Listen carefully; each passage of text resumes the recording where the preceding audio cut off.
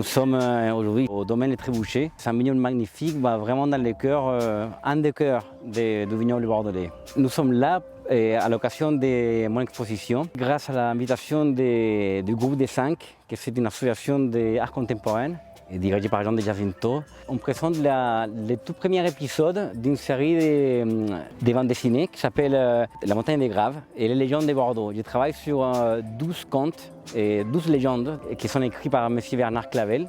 Et c'était magnifique parce qu'ils sont très poétiques et du coup j'ai décidé de les illustrer. Il faut savoir que les vins, c'est un des produits les plus vieux de la planète. Et ils font une noblesse absolue depuis les pieds des vignes.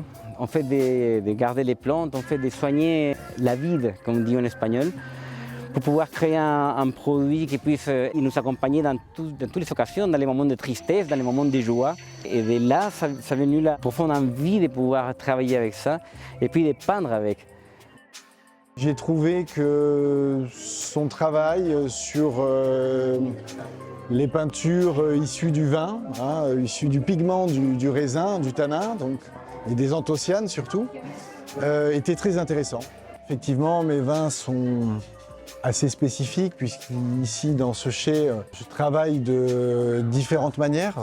J'élève mes vins surtout dans différents contenants, issus de différents matériaux. C'est ce qui fait un petit peu toute la différence au domaine Le Trébuchet, c'est qu'on va avoir des amphores en porcelaine, on va avoir des amphores en grès, des amphores en terre cuite, des barriques, et on essaie de faire des vins qui soient un petit peu différents de ce qu'on retrouve à Bordeaux traditionnellement.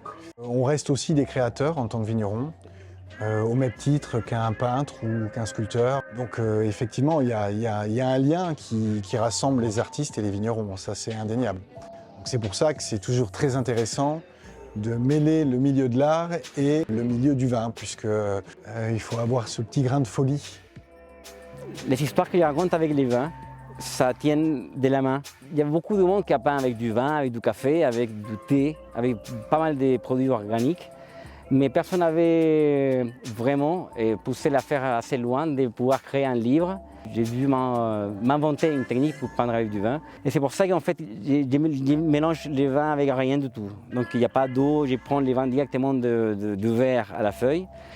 Et après, j'ai fait une superposition de couches pour aller de la couleur la plus faible à la plus obscure. Dans cette exposition, j'ai travaillé 4 thèmes. Les sports, dans ce cas les rugby, parce que j'ai eu l'opportunité l'année dernière de recevoir l'équipe du Chili, l'occasion de toute première Coupe du Monde.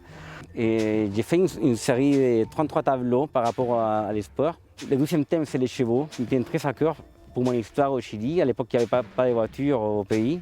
Le 3e thème, c'est les filles et les vins. Donc, j'ai créé une série de Girls and Wine en anglais, pour créer des étiquettes pour une gamme de vins qui va lancer avec des différentes appellations de vins de France. Et enfin, la bande dessinée, au niveau du public qui est venu, les amis qui m'accompagnent aujourd'hui, et la presse. Donc je suis extrêmement content. J'arrête pas de remercier à tous ces gens pour la confiance.